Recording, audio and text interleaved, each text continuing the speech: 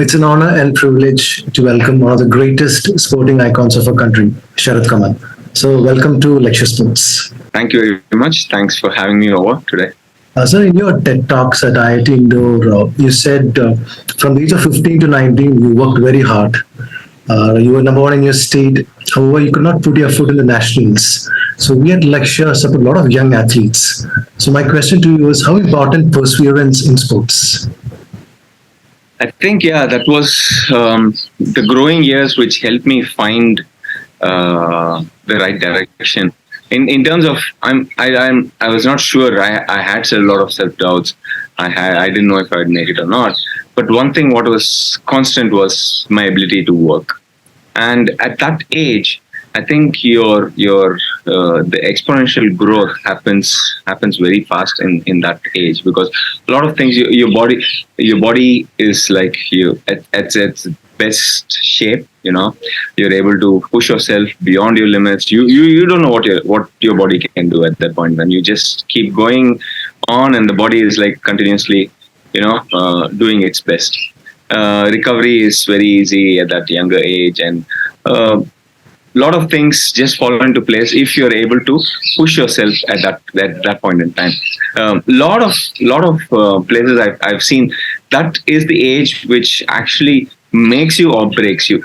So that is where, if you're able to constantly have the consistency in the process of going ahead. So simple thing is, in my 10th standard, that was when I was 14, 15 years old, that was when I decided that I wanted to be a pro in table tennis. And I started training morning and evening with the support of school. They let me miss the school, the assembly in the morning, so that I can join a little later at 8:45. So already by 8 o'clock in the morning, I would finish my fitness and a little bit of table tennis. So spend around 1 hour for fitness and 45 minutes of table tennis, and then come get over to school. So, and then finish school and then get back to table tennis again. So that regime, of course, I wouldn't say that if you just this is the path to success, because a lot of other people were also doing the same thing as I was doing, because we are a huge group of 10, 12 players trying to, excel from the state level into the national level. But I think for me personally, it was the grit and my single-mindedness that helped me get to that situation where, okay, now I need to make it into the national team. If it's now or never. So I kept putting myself into that situation and working every single day with that intention. And I got my first break at the age of 19 when I became part of the first national training camp for me. For me, it was the first national training camp by the age of 19. And then by the age of 20, I started playing for India. So from there, the growth was like very, very fast. The moment I started playing for India, I became the national champion. Within the next year, I became a Commonwealth champion and went on to represent India at the Olympic Games. So you spoke about 15 to 19, right? When the results were not going your way, where you were number one in state. How important is the role of parents and teachers when you're working hard, but the results are not going your way? The support system. What is the importance of the support system? Very much, very much, very much. I think if you look at successful athletes, at those crunch situations, there would be somebody who would be their guiding angel, or let's say somebody to fall back on.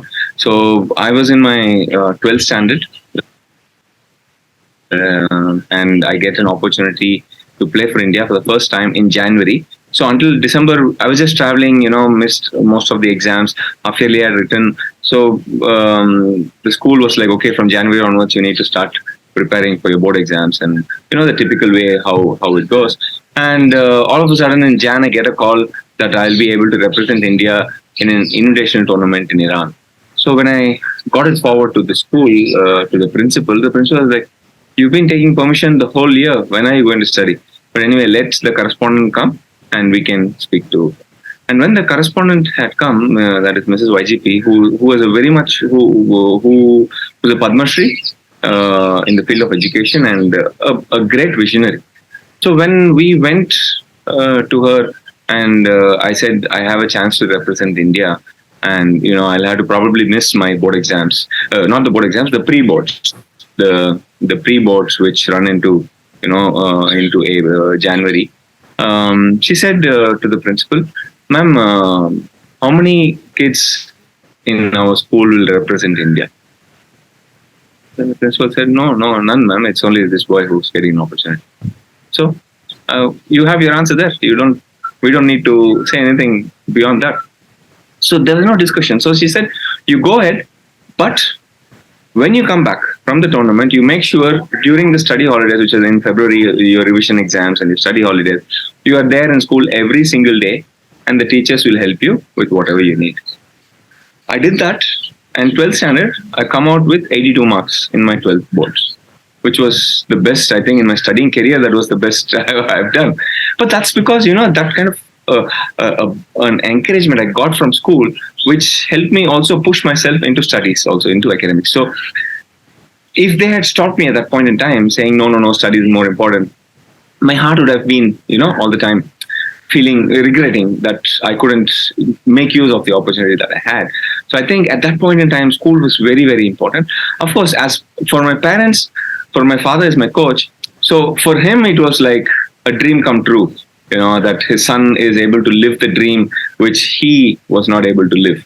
So he kept encouraging us. Of course, my mom being, the normal, she didn't know what sport can give us, what kind of a life we'll lead, or if we'll find jobs or any of that sort. But then when she saw that I was so interested and my dad is pushing for it, she also, continued to go along that direction and help me. So I think at that point in time, school, let it be my school and also my college, Loyola College, I went to Loyola College. I think those were very, very important timelines in my career, where when there was a sprout of growth, these people who were, along with me, helped me jump in those growth. So there was never a restriction from that angle there. So, in your illustrious career, you took a decision to go abroad and train. What impact it had on you as a person and as a player? A lot, a lot. I think I went at an age where I was more aware of of what was happening, and I didn't go to a very young age. Maybe I could have been lost in that whole ecosystem of table tennis and being away from parents and into a new country with different culture, different traditions, different weather, different eating habits. But I went in at a time when I was 22. So I think already by then I was quite an adult and I was able to understand myself. But at that point in time, it was very, very important that I moved out of India for me to get better into the international, get a better footing into the international arena. Because in India, we were still not very good at the international level, and there were limited number of tournaments, there were limited number of training camps. So it was not a round the year process. Wherein in Europe, there were the league systems which ran round the year. So you have different matches every weekend, and through the week you're practicing with the group, and the coach is able to take care. So I had to move in there to improve into the international. There were no two questions about that decision there. I had to move, and when I moved into Europe, first year I struggled. It was not very easy. First year I went to Sweden. So from a hot, sizzling Chennai, I go to cold Sweden. First, the weather differences were very harsh for me. Basically, I didn't know how to dress for the winters, so it was very, very cold. Couldn't just step out outside. Food, South Indian, spicy palate. I like a lot of flavors. I go to Sweden. There's just salt and pepper. These are the two spices you see in their food. So it was quite a drastic, and the number of people. I come from a country with a lot of people all around you, and there's really not so many people around you. So I think it was quite a clash for me. Let's say in terms of cultural clash, the weather, the whole the environment there. Even though I was playing very well, I felt very homesick. Then I was lucky enough that I got an offer to go to Spain after that, after Sweden, after 1 year of playing second league in Sweden, I went into Spain, and there I felt more like home because the weather was more warm. People were more, you could always see people on the streets, talk to them. Of course, I had to learn Spanish for that, but I felt more comfortable, and that helped me also grow in my game in a much better way. So the way I improved those 4 years when I was in Spain, I broke into the top 100, and I started beating players who were much above me. That was all because of the training there, the structure there, and of course I felt comfortable living there and being there. So 2004 Athens, your first Olympics. You were 22 years old. There were global stars in the likes of Roger Federer, Kobe Bryant at the Olympic Games. Can you share the experience of your first Olympics? So Athens Olympics, before the matches started, we went 3-4 days before. Um, then I was alone. There were no teammates because I was the only one who qualified. There was Mohammad As who had qualified from the women, and there was Kamlesh Mehta as the coach. So I don't know where the other two were. I was just walking into the restaurant, and I suddenly see one player with long hair, completely let loose, and with a tennis bat. I just pass him. And then suddenly it strikes to me, oh, this is Roger Federer. Because I've always seen him with a ponytail and a headband, yeah. And all of a sudden, there's let loose and huge shoulders. Like you don't expect him to be so huge. No, but because on TV he looks quite thin, but then really broad shoulders and really strong build. I pass him, I go away, and then suddenly I remember I feel like that is Roger Federer, man. How did I miss? So I need to look for him. So and the Olympic Games, the dining hall is like you have rows of tables and chairs all over. So there are no specific four tables. It's just rows and rows of tables. So he was sitting. I took some food and I was just looking where he was. I saw he was sitting alone and eating. So I went as close as possible so that I don't disturb him, but at the same time, I'm really close, sitting next to him. I'm sitting there eating right next to Roger Federer. I feel like, man, this is my day. I'm feeling so happy about it. And all of a sudden, there's one guy who comes with a cap that is turned around, torn denim shorts, and a tight T-shirt, and he's like shaking hands with Federer, and then when I look at his face, it's Andy Roddick. It's like my Olympics is it's done. It's over for me. That's the best thing that can happen. Yeah, and then in 2008. And the march past, we were just standing there, and Martina Navratilova comes over to me and asks, Where's Lee? I don't know who's Lee. Oh, I'm thinking, who's Lee? Yeah, who's Lee? She could see that I didn't know who's Lee. Because, for me also, it's Martina Navratilova. Yeah, it's such a big name. And then she says, Leander Pace. Oh, wait, ma'am, you just stay here. I'll go find him wherever you just stay around. So those fanboy moments were very, very big, especially Olympic Games is something where you are one among the stars. So that feeling itself is fantastic. So 2006 Commonwealth Games in Melbourne. In the finals, you were playing against Australia in his own den. So how did you handle the pressure when the entire crowd in the arena is cheering for your opponent? Both in 2006 and 2020, I played home favorites. So there's quite a similarity there. But at the same time, I think we've had, as the tournament progressed, a lot of people heard about India doing well in 2006. And there were a few Indians in the crowd. I still remember there were two young North Indian guys. Those two guys took on the whole crowd. Like I can still remember when I look at that video, I can still hear those guys shouting like "Chak de pote," and those two guys gave me so much energy. But of course, yes, you're playing against the crowd. People are cheering only when you're to your opponent. When you make a good point, also you don't get that support. But again, when you are focused and when you're in the zone, you don't get disturbed by this. Of course, I do get a lot of support when I play at home or a lot of people are cheering for me, I draw a lot of energy from that. But at the same time, if there are not if I'm playing in an away situation, because we get used to that in the European leagues, we keep playing home away. So when you don't have the support from from the, let's say, from the atmosphere around, we are still able to focus and do the job in the best possible manner. So I think there it's very very important to be aware that you are in the present and continuing to do what should be done at that very moment. So 2011 was a difficult phase in your career. The ranking plummeted. You could not qualify for London 12 Olympics. How did you handle the most difficult phase of your career? I wanted to quit. I called up my coach and I said, I don't want to play. I still remember that phone call.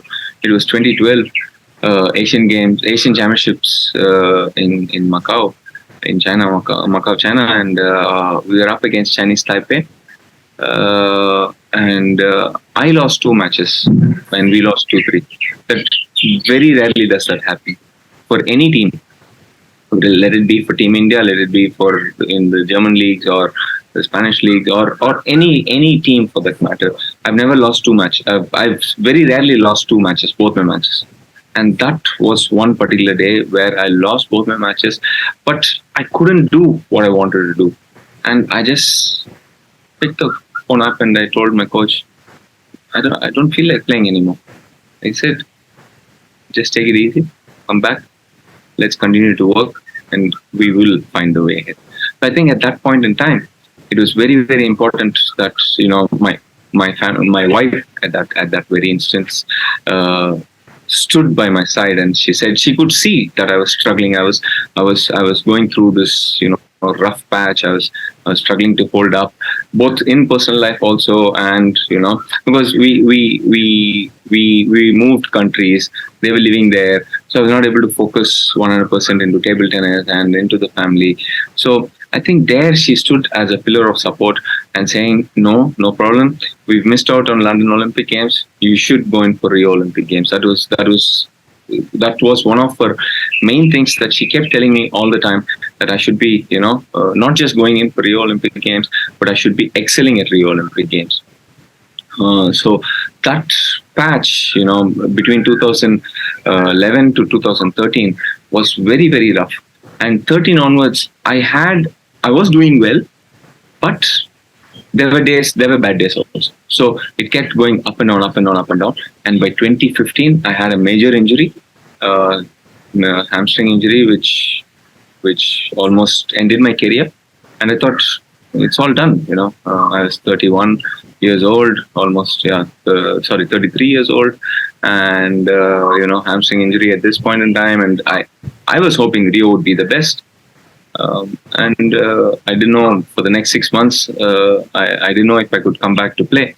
I was almost 4 weeks on a wheelchair, 2 weeks on crutches, and then slowly from there got back. So what I've learned from that patch, 2011 to 2015, was like, you just need to stay at it. You just need to stay at it. You will get there. You will get to the next phase of your, to the goals that you set in your career. But again, at the same time, you need a lot of support from your environment.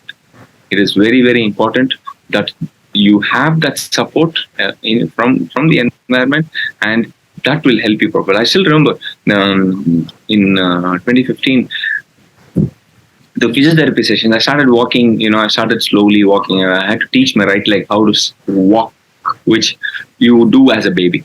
So I had to teach it how to walk, how to put the foot down, and how the whole mechanism works, because it was 6 months, unused. So slowly starting on rehab and everything, and nearly 1.5 months, 6 weeks of rehab, no progress at all, no progress, completely no progress. I was almost getting to a clinical depression. I thought I could be fine, but no, it's not working. The legs are still hurting, back is hurting. I'm not able to move. I'm not able to do anything at all. At that point in time,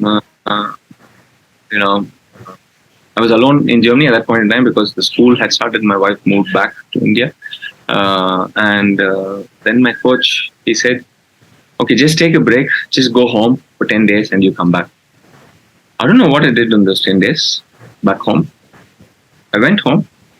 I came back to Germany, and after those 10 days, the rehab sessions, what we had worked, started showing the positive results, and things like juggernauted from there. It went very, very fast from there. This was in August, and by end of September, I started playing. So that element of the family being there, your head being in the right space at the right time is very, very important for you to excel in sport. It's very, very important that you are able to have that kind of space, and that is again the environment around you is very, very important for that fact. So what's the role of a personal coach? Like you said, I mean, this was your bad phase. What role has a personal coach on you? And does that impact playing an international match, having a coach besides you? See, personal coach or team coach or any coach for that matter, you need somebody in the back of you who is taking care, and you can trust this person, and you go ahead. And many times I feel more than me, it's that person in the corner sitting behind me as a coach wants me to win more than myself, and their energy and their goal, their want pushes us further ahead. Roger Federer himself said the same thing about a coach. When the birds are singing and the sun is shining, you don't need somebody. Things are going very good, or you need somebody on the rainy day when things are not going well. You don't understand what's happening, and many times you are in that situation. You are in the dark. You need to find the way out, and that is where the coach can come in, and especially because he's watching it you are inside the problem as a player. You inside the problem, and the coach is looking at the problem from outside. So their chances are bigger to find the solution to the problem. And at the same time, the relationship between the coach and the student is completely based on trust. If the coach wants me to do 10 somersaults, I just do 10 somersaults. That will give me confidence. That's how the bond works, and that is when you are able to get the best out of yourself, because the coach is able to do most of it for you, the thinking part, the planning part, the administrative part. So it's very, very important that it's not just the coach here. I think the support staff who are around the players, it's the coach, it's the fitness coach, it's the physiotherapist, or the masseur, the mental coach, the nutritionist. So they all work to contribute to what the player is trying to achieve. In the end, it is the player who's going to be successful. So they are in the backstage, and the player is in the front. But there's a lot of work that is done from behind the scenes, so that this player is able to do well. The clear example for me is my performance at Tokyo Olympic Games, where I played against Malong, the Olympic champion, reigning Olympic champion, and the current Olympic champion now, and 2022 Birmingham Games, because I had a very good team working for me. Just to add on to the Malong's thing, in one of the interviews, you said that I have never played such kind of shots in past 10 years. What was the thought process in that match? And does a higher ranked player impact your personal performance? Of course, as a younger player, it used to affect more. But as an experienced player, I'm able to understand that. And as you rightly asked, what was the thought process that went into the match? The thought process was very simple. I told myself I've played against Malong 5 times until the Olympic Games, or 4 or 5 times until the Olympic Games. I haven't won even one game. I haven't won one game. I've lost straight sets all the 5 times. But tomorrow, when I'm going to play him, it's going to be a new day. It's going to be a new match. He doesn't start 5-0 ahead just because he beat me the last 4 times. Or I don't start 5-0 ahead just because he's a better player. We start 0-0 and both of us need to make 11 points. Fair and square. Let him make the 11 points, let him beat me, and let him win the match. But I will make it difficult for him to win those 11 points. And in that process, if I can win those 11 points first, I do it. And that was the mindset that went into it. And that was clearly evident when you saw that match. So about the psychology part, like now you have been associated with the sports psychologist since past 3-4 years. How has that impacted as a performance? As a younger athlete, I didn't have the support of of all these extra. I only had a coach, and he was the fitness coach. He was the mental coach. He was everything. But now, as sports science has evolved, has developed, and in India also, sports is moving more towards a professional manner. These individuals who like they specialize in that particular field. Let's say a fitness coach is doing his part, his understanding, his reading in the fitness side, and there's a mental coach, mental conditioning, who's sports psychology, to understand what goes through in the mind during practice, during when you're home, during your matches, to trying to understand and build a structure where you will try to have the same, let's say, mental phase through the practice and into the matches. And if something is not working all right, how do you be aware of that, and how do you work with it? Because physically we do that. Yeah, if let's say if we are able to run 100 meters in 15 seconds, we say, okay, next time we want to do it in 14.5 seconds. So then we are looking at technique, we're looking at how we start, we're looking at how the arms are working, how the legs are working. So the same process goes into mental conditioning. And the sports psychologist helps you tune your mind and work, help your mind work at the best when required, whenever you require as an athlete, whenever you want it to do its best. It should not be like you want to get the best from your mind now, it doesn't do now, but it does it tomorrow. It can't happen that way. Yeah, that's the same thing with the body also. So it has to be completely in sync with what you want at that very moment, and that happens through a process, through training, the same as you do physical training, skill training, technical training. You need to do mental training. So usually in India, earlier India, there's at least athletes used to get a lot of support only after they win the medals. Now we at Lecture support athletes in their formative years. So how do you think it's imperative for corporates and foundation to work together so that India keeps on producing world beaters in sports? It's a great initiative. The foundations like Lakshya and other sporting foundations in India are doing, where you're able to nurture the talent, because that is where, like when I was a young player, there were much better players who used to beat me, but nobody continued because they didn't find support. If they would have continued, maybe I might not be sitting here today in front of you as one of the best, finest players. But I think if the talent is nurtured from a very young age, and if you're able to give the kind of support that they require at a young age, your chances of making a champion are higher than when you just don't find the opportunities to nurture those talents. So I think that way, India is in the right direction, and foundations like Lakshya has been doing a fantastic job. Even for me, even if you look at my own case, 2016 I started working with Lakshya Foundation, when there was no other foundations who had come forward. Even though I was a national champion, a Commonwealth champion, Arjuna awardee at that point in time, and 3-time Olympian, still there was not much support at that point in time. But then,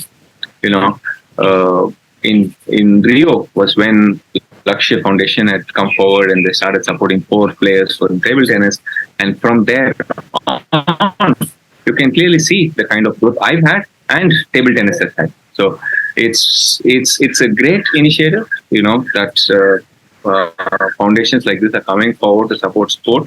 And at the same time, we need the corporate support. The government is doing its bit. The government is able to support their the sporting ecosystem, sporting infrastructure, with their schemes like Kelo India and Tops. But there are a lot of other younger talents, grassroots level talents who are in between the grassroots level and the champion, the champion material.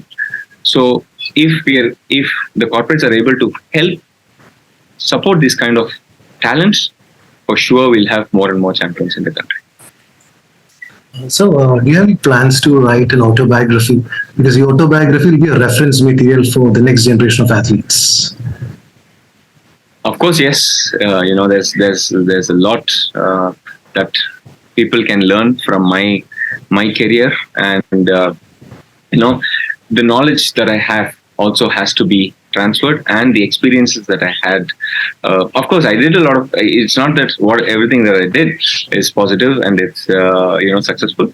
I've also had some failures. I've also have done some mistakes through the journey, and if I'm able to share this with people around, then it will make their job easy into avoiding those mistakes, avoiding those failures, and just going on to the right path.